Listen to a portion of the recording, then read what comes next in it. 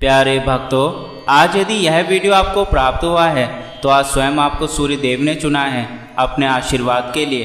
प्रत्येक रविवार का दिन सूर्य देव को समर्पित है और आज इस खास दिन पर हम आपको सूर्य भगवान का एक ऐसा दिव्य मंत्र सुनाने वाले हैं जिस मंत्र का मात्र 21 बार यदि आज के दिन आपने जाप किया तो आपकी कोई भी इच्छा उसी क्षण पूरी हो जाएगी। यह मंत्र स्वयं सूर्य भगवान द्वारा दिया गया मंत्र है। इस मंत्र की शक्ति से आपके जीवन की हर प्रकार की दुविधा दूर हो जाएगी, दुख सुख में बदल जाएंगे, गरीबी अमीरी में बदल जाएगी। जिनकी संतान नहीं है उन्हें संतान प्राप्ति होगी। हर प्रकार के सुख आराम इस मंत्र के द्वारा आपको प्राप्त होंगे। बस इस बात का ध्यान रखना, मंत्र को पूर्ण श्रद्धा के साथ 108 बार जाप करना है, तभी यह आपको लाभ देगा। यदि किसी कारण से ऐसा लगे कि मंत्र को जाप तो करना चाहते हो परंतु नहीं कर सकते तो इसे अपने मोबाइल में लगाकर आज के दिन पूरा चलाएं। ऐसा करने से भी आपको सूर्य देव की कृपा प्राप्त होगी। लेकिन एक बात का ध्यान रखना, जब मंत्र को अपने मोबाइल में लगाकर चलाना शुरू करें तो इसे शुरू से लेकर अंत तक पूर्ण रूप से सुनना है, तभी आपको यह मंत्र लाभ देगा। तो चलिए इस मंत्र की शुरुआत करते हैं। सूर्यनारायणः स्वकृपादृष्ट्या मम परिवारे सदा स्थापयतु। सूर्यनारायणः स्वकृपादृष्ट्या मम परिवारे सदा स्थापयतु। सूर्यनारायणः स्वकृपादृष्ट्या मम परिवारे सदा स्थापयतु। सूर्यनारायणः स्वकृपादृष्ट्या मम परिवारे सदा स्थापयतु। सूर्यनारायणः स्वकृपादृष्ट्या मम परिवारे सदा स्थापयतु। सूर्यनारायणः स्वकृपादृष्ट्या मम परिवारे सदा स्थापयतु। सूर्यनारायणः स्वकृपादृष्ट्या मम परिवारे सदा स्थापयतु। सूर्यनारायणः स्वकृपादृष्ट्या मम परिवारे सदा स्थापयतु। सूर्यनारायणः स्वकृपादृष्ट्या मम परिवारे सदा स्थापयतु। सूर्यनारायणः स्वकृपादृष्ट्या मम परिवारे सदा स्थापयतु। सूर्यनारायणः स्वकृपादृष्ट्या मम परिवारे सदा स्थापयतु। सूर्यनारायणः स्वकृपादृष्ट्या मम परिवारे सदा स्थापयतु। सूर्यनारायणः स्वकृपादृष्ट्या मम परिवारे सदा स्थापयतु। सूर्यनारायणः स्वकृपादृष्ट्या मम परिवारे सदा स्थापयतु। सूर्यनारायणः स्वकृपादृष्ट्या मम परिवारे सदा स्थापयतु। सूर्यनारायणः स्वकृपादृष्ट्या मम परिवारे सदा स्थापयतु। सूर्यनारायणः स्वकृपादृष्ट्या मम परिवारे सदा स्थापयतु। सूर्यनारायणः स्वकृपादृष्ट्या मम परिवारे सदा स्थापयतु। सूर्यनारायणः स्वकृपादृष्ट्या मम परिवारे सदा स्थापयतु।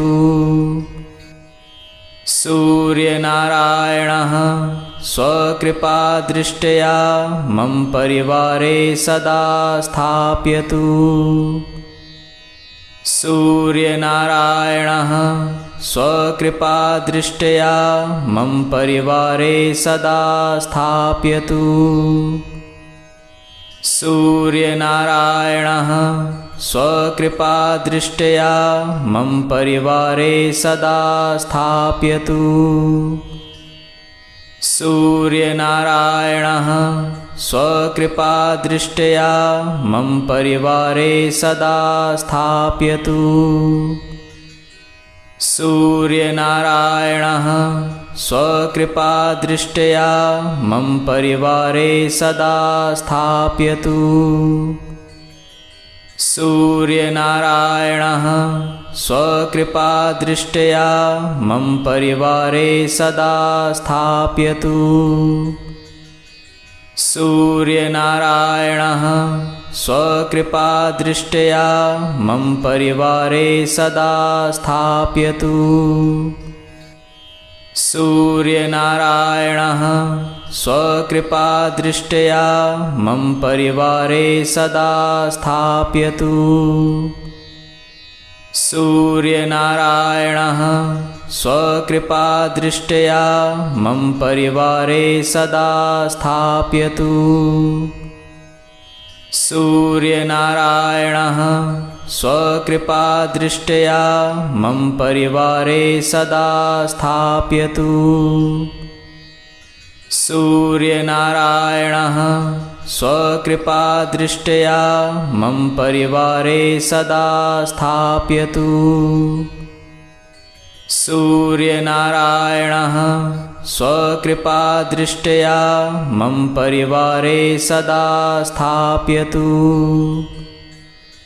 सूर्यनारायणः स्वकृपादृष्ट्या मम परिवारे सदा स्थापयतु। सूर्यनारायणः स्वकृपादृष्ट्या मम परिवारे सदा स्थापयतु। सूर्यनारायणः स्वकृपादृष्ट्या मम परिवारे सदा स्थापयतु। सूर्यनारायणः स्वकृपादृष्ट्या मम परिवारे सदा स्थापयतु। सूर्यनारायणः स्वकृपादृष्ट्या मम परिवारे सदा स्थापयतु। सूर्यनारायणः स्वकृपादृष्ट्या मम परिवारे सदा स्थापयतु। सूर्यनारायणः स्वकृपादृष्ट्या मम परिवारे सदा स्थापयतु। सूर्यनारायणः स्वकृपादृष्ट्या मम परिवारे सदा स्थापयतु।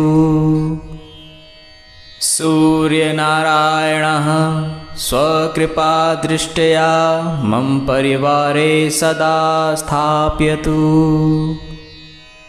सूर्यनारायणः स्वकृपादृष्ट्या मम परिवारे सदा स्थापयतु।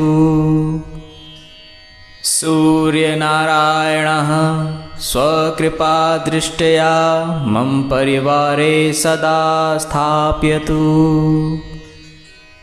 सूर्यनारायणः स्वकृपादृष्ट्या मम परिवारे सदा स्थापयतु। सूर्यनारायणः स्वकृपादृष्ट्या मम परिवारे सदा स्थापयतु। सूर्यनारायणः स्वकृपादृष्ट्या मम परिवारे सदा स्थापयतु। सूर्यनारायणः स्वकृपादृष्ट्या मम परिवारे सदा स्थापयतु। सूर्यनारायणः स्वकृपादृष्ट्या मम परिवारे सदा स्थापयतु। सूर्यनारायणः स्वकृपादृष्ट्या मम परिवारे सदा स्थापयतु।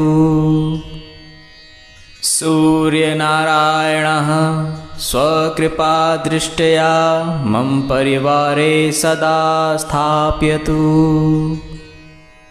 सूर्यनारायणः स्वकृपादृष्ट्या मम परिवारे सदा स्थापयतु।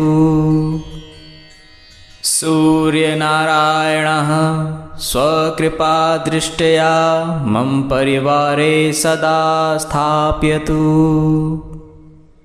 सूर्यनारायणः स्वकृपादृष्ट्या मम परिवारे सदा स्थापयतु। सूर्यनारायणः स्वकृपादृष्ट्या मम परिवारे सदा स्थापयतु। सूर्यनारायणः स्वकृपादृष्ट्या मम परिवारे सदा स्थापयतु। सूर्यनारायणः स्वकृपादृष्ट्या मम परिवारे सदा स्थापयतु। सूर्यनारायणः स्वकृपादृष्ट्या मम परिवारे सदा स्थापयतु। सूर्यनारायणः स्वकृपादृष्ट्या मम परिवारे सदा स्थापयतु। सूर्यनारायणः स्वकृपादृष्ट्या मम परिवारे सदा स्थापयतु। सूर्यनारायणः स्वकृपादृष्ट्या मम परिवारे सदा स्थापयतु। सूर्यनारायणः स्वकृपादृष्ट्या मम परिवारे सदा स्थापयतु। सूर्यनारायणः स्वकृपादृष्ट्या मम परिवारे सदा स्थापयतु। सूर्यनारायणः स्वकृपादृष्ट्या मम परिवारे सदा स्थापयतु। सूर्यनारायणः स्वकृपादृष्ट्या मम परिवारे सदा स्थापयतु। सूर्यनारायणः स्वकृपादृष्ट्या मम परिवारे सदा स्थापयतु। सूर्यनारायणः स्वकृपादृष्ट्या मम परिवारे सदा स्थापयतु। सूर्यनारायणः स्वकृपादृष्ट्या मम परिवारे सदा स्थापयतु। सूर्यनारायणः स्वकृपादृष्ट्या मम परिवारे सदा स्थापयतु। सूर्यनारायणः स्वकृपादृष्ट्या मम परिवारे सदा स्थापयतु। सूर्यनारायणः स्वकृपादृष्ट्या मम परिवारे सदा स्थापयतु। सूर्यनारायणः स्वकृपादृष्ट्या मम परिवारे सदा स्थापयतु। सूर्यनारायणः स्वकृपादृष्ट्या मम परिवारे सदा स्थापयतु। सूर्यनारायणः स्वकृपादृष्ट्या मम परिवारे सदा स्थापयतु। सूर्यनारायणः स्वकृपादृष्ट्या मम परिवारे सदा स्थापयतु। सूर्यनारायणः स्वकृपादृष्ट्या मम परिवारे सदा स्थापयतु। सूर्यनारायणः स्वकृपादृष्ट्या मम परिवारे सदा स्थापयतु। सूर्यनारायणः स्वकृपादृष्ट्या मम परिवारे सदा स्थापयतु। सूर्यनारायणः स्वकृपादृष्ट्या मम परिवारे सदा स्थापयतु। सूर्यनारायणः स्वकृपादृष्ट्या मम परिवारे सदा स्थापयतु। सूर्यनारायणः स्वकृपादृष्ट्या मम परिवारे सदा स्थापयतु। सूर्यनारायणः स्वकृपादृष्ट्या मम परिवारे सदा स्थापयतु। सूर्यनारायणः स्वकृपादृष्ट्या मम परिवारे सदा स्थापयतु। सूर्यनारायणः स्वकृपादृष्ट्या मम परिवारे सदा स्थापयतु। सूर्यनारायणः स्वकृपादृष्ट्या मम परिवारे सदा स्थापयतु। सूर्यनारायणः स्वकृपादृष्ट्या मम परिवारे सदा स्थापयतु। सूर्यनारायणः स्वकृपादृष्ट्या मम परिवारे सदा स्थापयतु। सूर्यनारायणः स्वकृपादृष्ट्या मम परिवारे सदा स्थापयतु। सूर्यनारायणः स्वकृपादृष्ट्या मम परिवारे सदा स्थापयतु। सूर्यनारायणः स्वकृपादृष्ट्या मम परिवारे सदा स्थापयतु। सूर्यनारायणः स्वकृपादृष्ट्या मम परिवारे सदा स्थापयतु। सूर्यनारायणः स्वकृपादृष्ट्या मम परिवारे सदा स्थापयतु। सूर्यनारायणः स्वकृपादृष्ट्या मम परिवारे सदा स्थापयतु। सूर्यनारायणः स्वकृपादृष्ट्या मम परिवारे सदा स्थापयतु। सूर्यनारायणः स्वकृपादृष्ट्या मम परिवारे सदा स्थापयतु। सूर्यनारायणः स्वकृपादृष्ट्या मम परिवारे सदा स्थापयतु। सूर्यनारायणः स्वकृपादृष्ट्या मम परिवारे सदा स्थापयतु। सूर्यनारायणः स्वकृपादृष्ट्या मम परिवारे सदा स्थापयतु। सूर्यनारायणः स्वकृपादृष्ट्या मम परिवारे सदा स्थापयतु। सूर्यनारायणः स्वकृपादृष्ट्या मम परिवारे सदा स्थापयतु। सूर्यनारायणः स्वकृपादृष्ट्या मम परिवारे सदा स्थापयतु। सूर्यनारायणः स्वकृपादृष्ट्या मम परिवारे सदा स्थापयतु। सूर्यनारायणः स्वकृपादृष्ट्या मम परिवारे सदा स्थापयतु। सूर्यनारायणः स्वकृपादृष्ट्या मम परिवारे सदा स्थापयतु। सूर्यनारायणः स्वकृपादृष्ट्या मम परिवारे सदा स्थापयतु। सूर्यनारायणः स्वकृपादृष्ट्या मम परिवारे सदा स्थापयतु। सूर्यनारायणः स्वकृपादृष्ट्या मम परिवारे सदा स्थापयतु।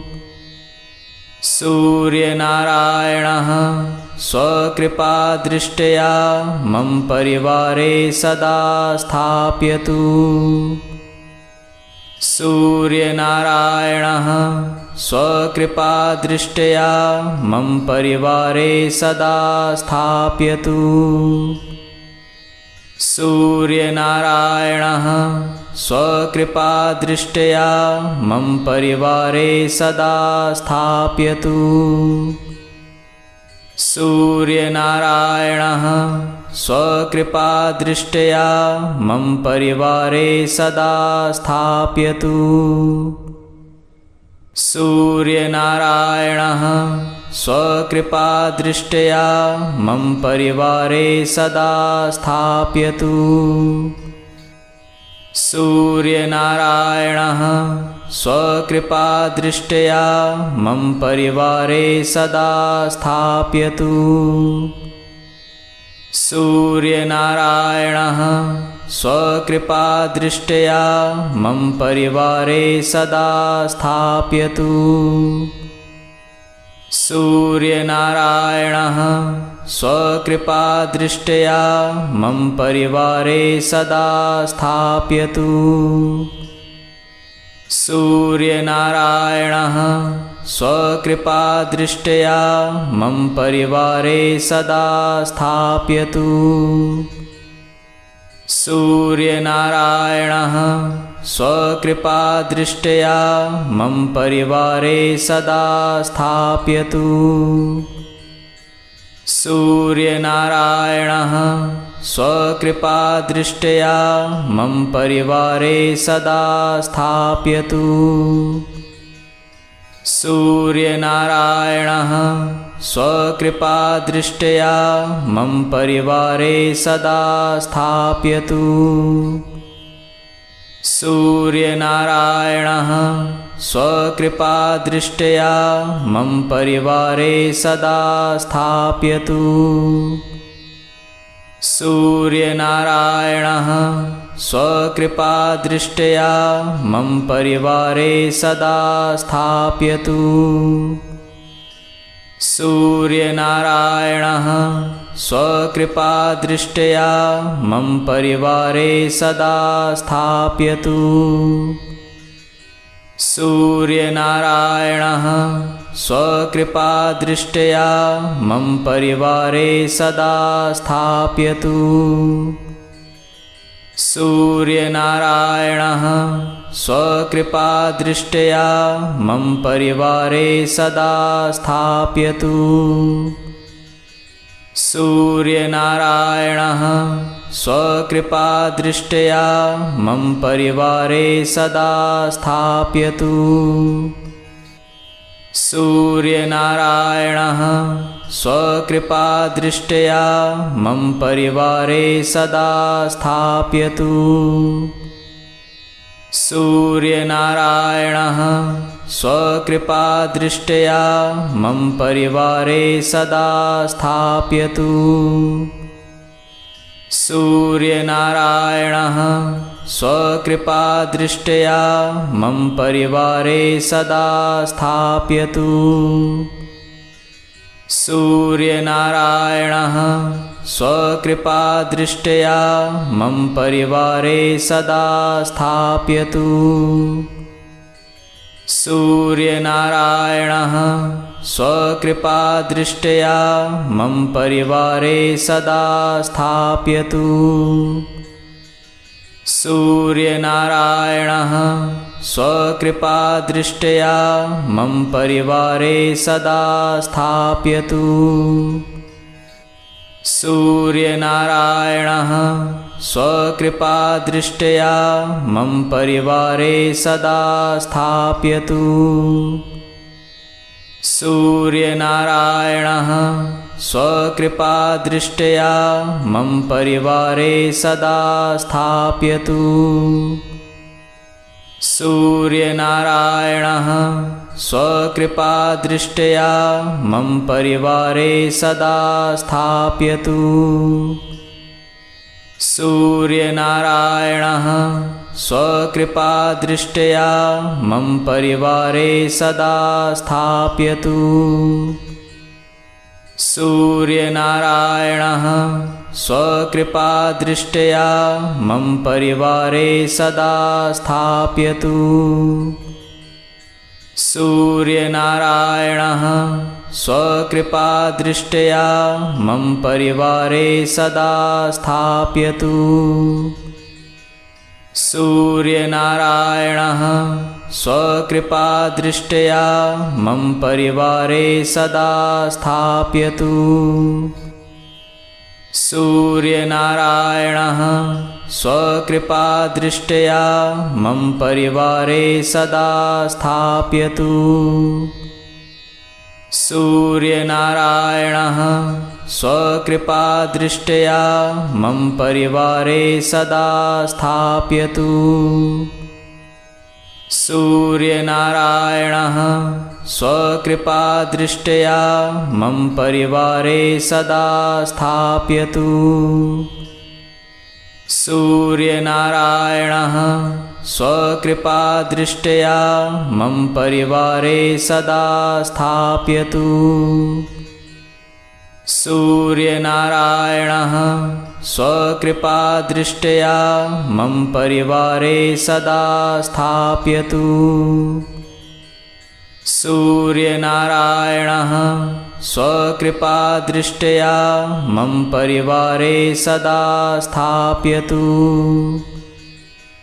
सूर्यनारायणः स्वकृपादृष्ट्या मम परिवारे सदा स्थापयतु।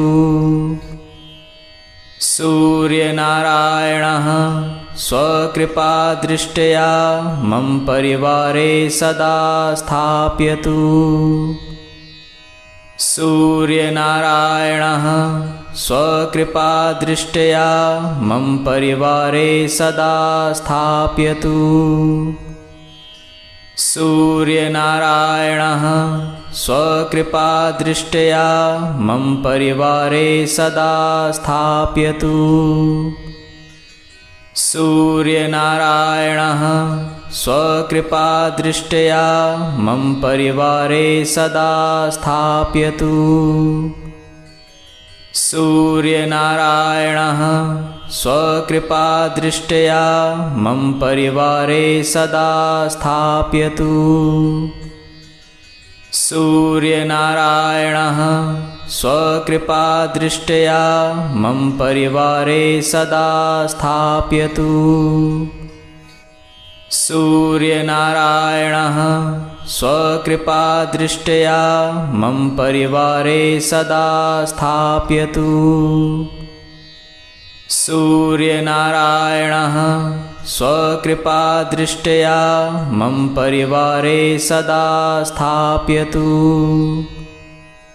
सूर्यनारायणः स्वकृपादृष्ट्या मम परिवारे सदा स्थापयतु। सूर्यनारायणः स्वकृपादृष्ट्या मम परिवारे सदा स्थापयतु। सूर्यनारायणः स्वकृपादृष्ट्या मम परिवारे सदा स्थापयतु। सूर्यनारायणः स्वकृपादृष्ट्या मम परिवारे सदा स्थापयतु। सूर्यनारायणः स्वकृपादृष्ट्या मम परिवारे सदा स्थापयतु। सूर्यनारायणः स्वकृपादृष्ट्या मम परिवारे सदा स्थापयतु। सूर्यनारायणः स्वकृपादृष्ट्या मम परिवारे सदा स्थापयतु। सूर्यनारायणः स्वकृपादृष्ट्या मम परिवारे सदा स्थापयतु। सूर्यनारायणः स्वकृपादृष्ट्या मम परिवारे सदा स्थापयतु। सूर्यनारायणः स्वकृपादृष्ट्या मम परिवारे सदा स्थापयतु। सूर्यनारायणः स्वकृपादृष्ट्या मम परिवारे सदा स्थापयतु। सूर्यनारायणः स्वकृपादृष्ट्या मम परिवारे सदा स्थापयतु। सूर्यनारायणः स्वकृपादृष्ट्या मम परिवारे सदा स्थापयतु। सूर्यनारायणः स्वकृपादृष्ट्या मम परिवारे सदा स्थापयतु। सूर्यनारायणः स्वकृपादृष्ट्या मम परिवारे सदा स्थापयतु। सूर्यनारायणः स्वकृपादृष्ट्या मम परिवारे सदा स्थापयतु। सूर्यनारायणः स्वकृपादृष्ट्या मम परिवारे सदा स्थापयतु। सूर्यनारायणः स्वकृपादृष्ट्या मम परिवारे सदा स्थापयतु। सूर्यनारायणः स्वकृपादृष्ट्या मम परिवारे सदा स्थापयतु। सूर्यनारायणः स्वकृपादृष्ट्या मम परिवारे सदा स्थापयतु। सूर्यनारायणः स्वकृपादृष्ट्या मम परिवारे सदा स्थापयतु। सूर्यनारायणः स्वकृपादृष्ट्या मम परिवारे सदा स्थापयतु। सूर्यनारायणः स्वकृपादृष्ट्या मम परिवारे सदा स्थापयतु। सूर्यनारायणः स्वकृपादृष्ट्या मम परिवारे सदा स्थापयतु। सूर्यनारायणः स्वकृपादृष्ट्या मम परिवारे सदा स्थापयतु। सूर्यनारायणः स्वकृपादृष्ट्या मम परिवारे सदा स्थापयतु। सूर्यनारायणः स्वकृपादृष्ट्या मम परिवारे सदा स्थापयतु। सूर्यनारायणः स्वकृपादृष्ट्या मम परिवारे सदा स्थापयतु। सूर्यनारायणः स्वकृपादृष्ट्या मम परिवारे सदा स्थापयतु। सूर्यनारायणः स्वकृपादृष्ट्या मम परिवारे सदा स्थापयतु। सूर्यनारायणः स्वकृपादृष्ट्या मम परिवारे सदा स्थापयतु। सूर्यनारायणः स्वकृपादृष्ट्या मम परिवारे सदा स्थापयतु। सूर्यनारायणः स्वकृपादृष्ट्या मम परिवारे सदा स्थापयतु। सूर्यनारायणः स्वकृपादृष्ट्या मम परिवारे सदा स्थापयतु। सूर्यनारायणः स्वकृपादृष्ट्या मम परिवारे सदा स्थापयतु। सूर्यनारायणः स्वकृपादृष्ट्या मम परिवारे सदा स्थापयतु। सूर्यनारायणः स्वकृपादृष्ट्या मम परिवारे सदा स्थापयतु।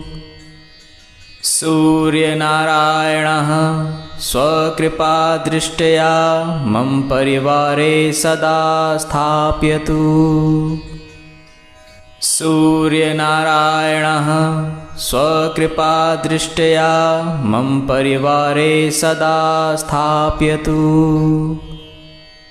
सूर्यनारायणः स्वकृपादृष्ट्या मम परिवारे सदा स्थापयतु। सूर्यनारायणः स्वकृपादृष्ट्या मम परिवारे सदा स्थापयतु। सूर्यनारायणः स्वकृपादृष्ट्या मम परिवारे सदा स्थापयतु। सूर्यनारायणः स्वकृपादृष्ट्या मम परिवारे सदा स्थापयतु।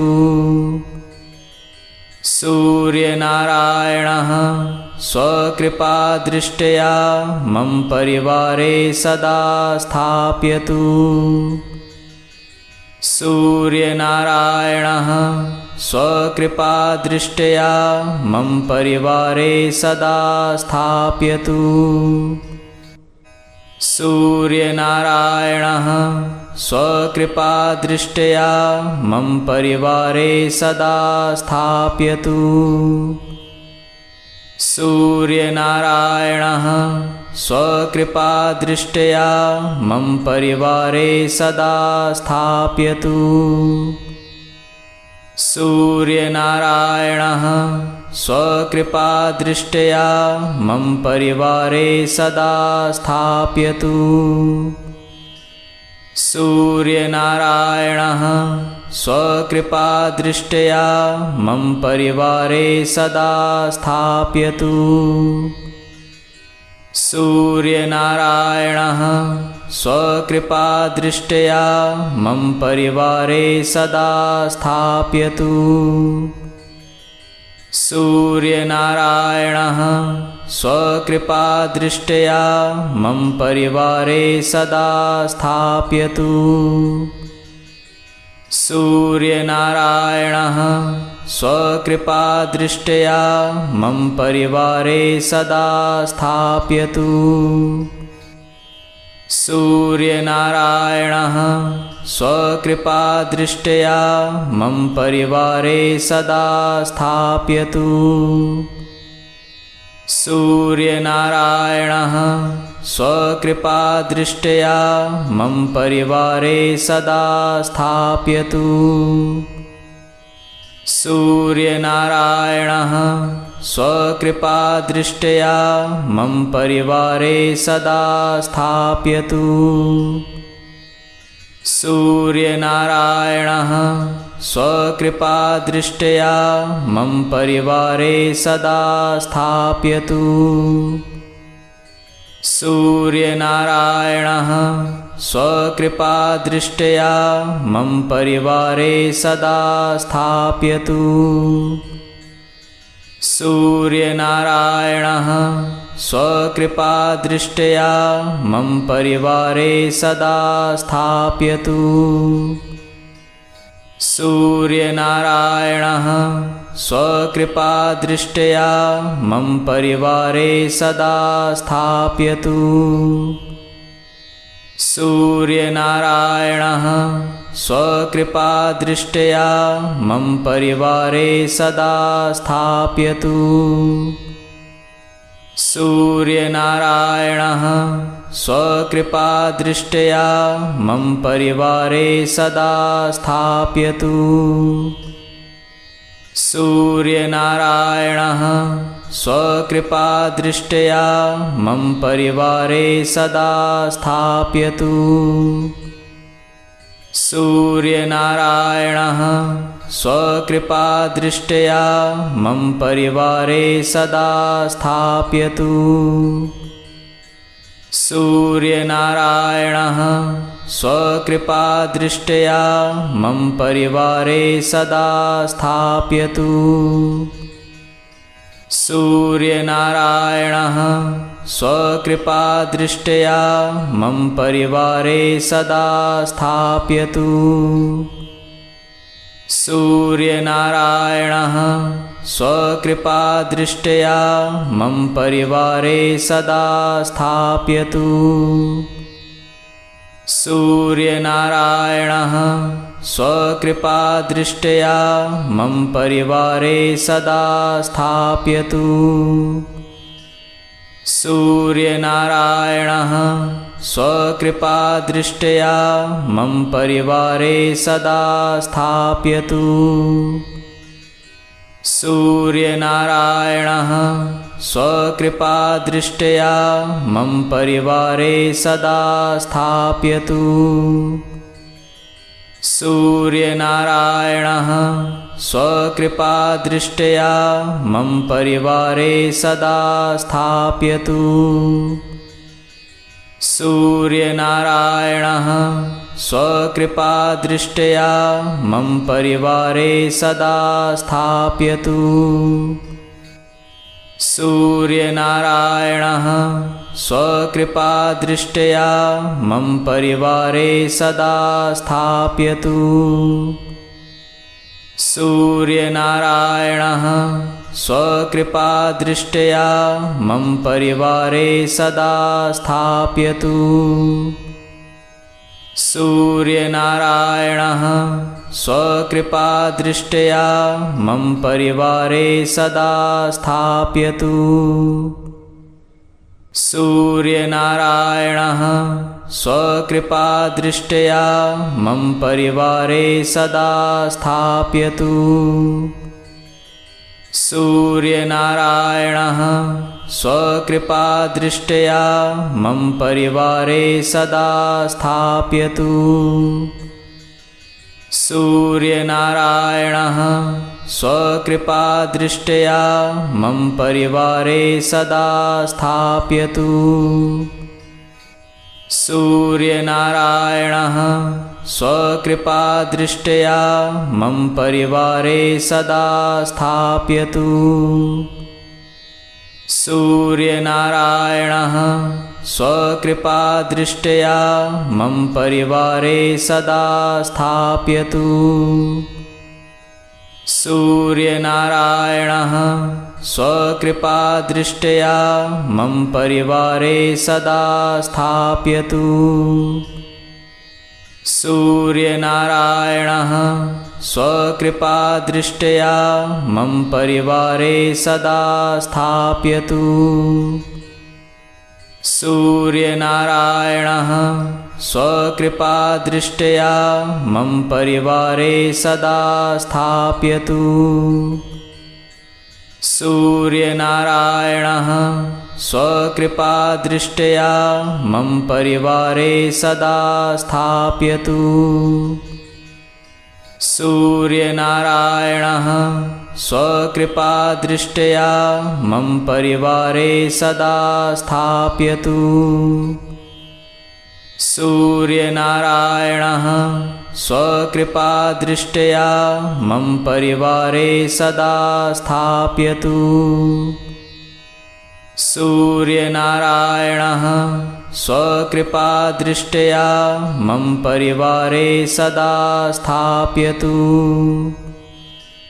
सूर्यनारायणः स्वकृपादृष्ट्या मम परिवारे सदा स्थापयतु। सूर्यनारायणः स्वकृपादृष्ट्या मम परिवारे सदा स्थापयतु। सूर्यनारायणः स्वकृपादृष्ट्या मम परिवारे सदा स्थापयतु। सूर्यनारायणः स्वकृपादृष्ट्या मम परिवारे सदा स्थापयतु। सूर्यनारायणः स्वकृपादृष्ट्या मम परिवारे सदा स्थापयतु। सूर्यनारायणः स्वकृपादृष्ट्या मम परिवारे सदा स्थापयतु। सूर्यनारायणः स्वकृपादृष्ट्या मम परिवारे सदा स्थापयतु। सूर्यनारायणः स्वकृपादृष्ट्या मम परिवारे सदा स्थापयतु। सूर्यनारायणः स्वकृपादृष्ट्या मम परिवारे सदा स्थापयतु। सूर्यनारायणः स्वकृपादृष्ट्या मम परिवारे सदा स्थापयतु। सूर्यनारायणः स्वकृपादृष्ट्या मम परिवारे सदा स्थापयतु। सूर्यनारायणः स्वकृपादृष्ट्या मम परिवारे सदा स्थापयतु। सूर्यनारायणः स्वकृपादृष्ट्या मम परिवारे सदा स्थापयतु। सूर्यनारायणः स्वकृपादृष्ट्या मम परिवारे सदा स्थापयतु। सूर्यनारायणः स्वकृपादृष्ट्या मम परिवारे सदा स्थापयतु। सूर्यनारायणः स्वकृपादृष्ट्या मम परिवारे सदा स्थापयतु। सूर्यनारायणः स्वकृपादृष्ट्या मम परिवारे सदा स्थापयतु। सूर्यनारायणः स्वकृपादृष्ट्या मम परिवारे सदा स्थापयतु। सूर्यनारायणः स्वकृपादृष्ट्या मम परिवारे सदा स्थापयतु। सूर्यनारायणः स्वकृपादृष्ट्या मम परिवारे सदा स्थापयतु। सूर्यनारायणः स्वकृपादृष्ट्या मम परिवारे सदा स्थापयतु। सूर्यनारायणः स्वकृपादृष्ट्या मम परिवारे सदा स्थापयतु। सूर्यनारायणः स्वकृपादृष्ट्या मम परिवारे सदा स्थापयतु।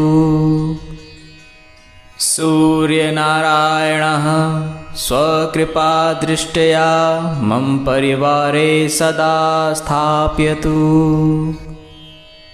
सूर्यनारायणः स्वकृपादृष्ट्या मम परिवारे सदा स्थापयतु। सूर्यनारायणः स्वकृपादृष्ट्या मम परिवारे सदा स्थापयतु। सूर्यनारायणः स्वकृपादृष्ट्या मम परिवारे सदा स्थापयतु। सूर्यनारायणः स्वकृपादृष्ट्या मम परिवारे सदा स्थापयतु। सूर्यनारायणः स्वकृपादृष्ट्या मम परिवारे सदा स्थापयतु। सूर्यनारायणः स्वकृपादृष्ट्या मम परिवारे सदा स्थापयतु। सूर्यनारायणः स्वकृपादृष्ट्या मम परिवारे सदा स्थापयतु। सूर्यनारायणः स्वकृपादृष्ट्या मम परिवारे सदा स्थापयतु। सूर्यनारायणः स्वकृपादृष्ट्या मम परिवारे सदा स्थापयतु। सूर्यनारायणः स्वकृपादृष्ट्या मम परिवारे सदा स्थापयतु। सूर्यनारायणः स्वकृपादृष्ट्या मम परिवारे सदा स्थापयतु। सूर्यनारायणः स्वकृपादृष्ट्या मम परिवारे सदा स्थापयतु। सूर्यनारायणः स्वकृपादृष्ट्या मम परिवारे सदा स्थापयतु। सूर्यनारायणः स्वकृपादृष्ट्या मम परिवारे सदा स्थापयतु। सूर्यनारायणः स्वकृपादृष्ट्या मम परिवारे सदा स्थापयतु। सूर्यनारायणः स्वकृपादृष्ट्या मम परिवारे सदा स्थापयतु। सूर्यनारायणः स्वकृपादृष्ट्या मम परिवारे सदा स्थापयतु। सूर्यनारायणः स्वकृपादृष्ट्या मम परिवारे सदा स्थापयतु। सूर्यनारायणः स्वकृपादृष्ट्या मम परिवारे सदा स्थापयतु। सूर्यनारायणः स्वकृपादृष्ट्या मम परिवारे सदा स्थापयतु। सूर्यनारायणः स्वकृपादृष्ट्या मम परिवारे सदा स्थापयतु। सूर्यनारायणः स्वकृपादृष्ट्या मम परिवारे सदा स्थापयतु। सूर्यनारायणः स्वकृपादृष्ट्या मम परिवारे सदा स्थापयतु। सूर्यनारायणः स्वकृपादृष्ट्या मम परिवारे सदा स्थापयतु। सूर्यनारायणः स्वकृपादृष्ट्या मम परिवारे सदा स्थापयतु। सूर्यनारायणः स्वकृपादृष्ट्या मम परिवारे सदा स्थापयतु। सूर्यनारायणः स्वकृपादृष्ट्या मम परिवारे सदा स्थापयतु। सूर्यनारायणः स्वकृपादृष्ट्या मम परिवारे सदा स्थापयतु। सूर्यनारायणः स्वकृपादृष्ट्या मम परिवारे सदा स्थापयतु। सूर्यनारायणः स्वकृपादृष्ट्या मम परिवारे सदा स्थापयतु।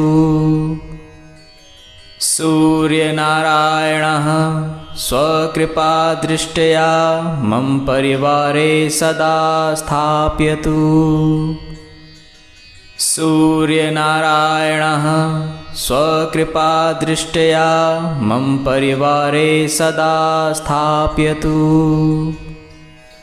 सूर्यनारायणः स्वकृपादृष्ट्या मम परिवारे सदा स्थापयतु।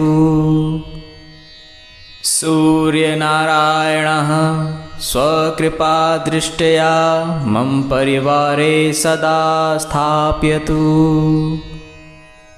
सूर्यनारायणः स्वकृपादृष्ट्या मम परिवारे सदा स्थापयतु।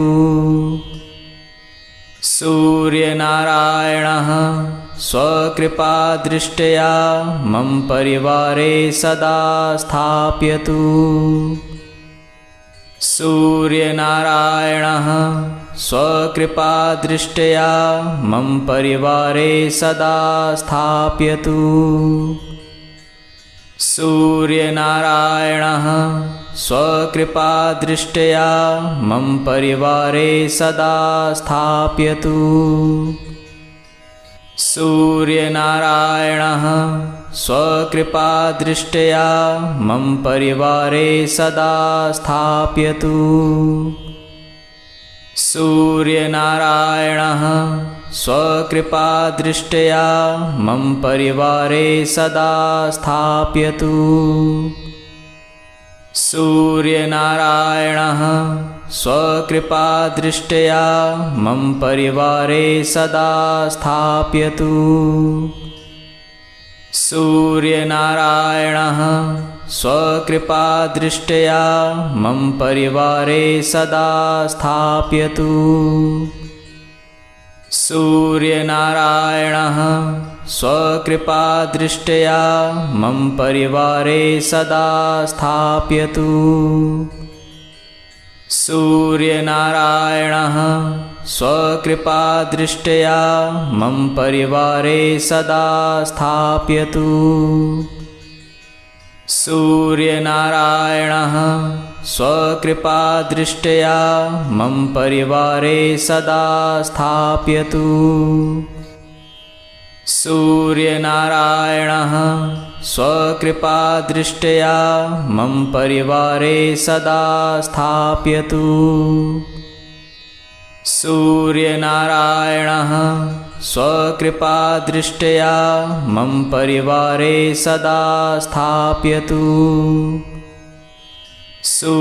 सूर्यनारायणः स्वकृपादृष्ट्या मम परिवारे सदा स्थापयतु। सूर्यनारायणः स्वकृपादृष्ट्या मम परिवारे सदा स्थापयतु। सूर्यनारायणः स्वकृपादृष्ट्या मम परिवारे सदा स्थापयतु। सूर्यनारायणः स्वकृपादृष्ट्या मम परिवारे सदा स्थापयतु। सूर्यनारायणः स्वकृपादृष्ट्या मम परिवारे सदा स्थापयतु। सूर्यनारायणः स्वकृपादृष्ट्या मम परिवारे सदा स्थापयतु। सूर्यनारायणः स्वकृपादृष्ट्या मम परिवारे सदा स्थापयतु। सूर्यनारायणः स्वकृपादृष्ट्या मम परिवारे सदा स्थापयतु। सूर्यनारायणः स्वकृपादृष्ट्या मम परिवारे सदा स्थापयतु।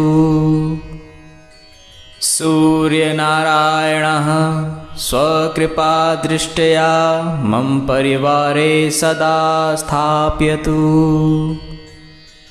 सूर्यनारायणः स्वकृपादृष्ट्या मम परिवारे सदा स्थापयतु। सूर्यनारायणः स्वकृपादृष्ट्या मम परिवारे सदा स्थापयतु।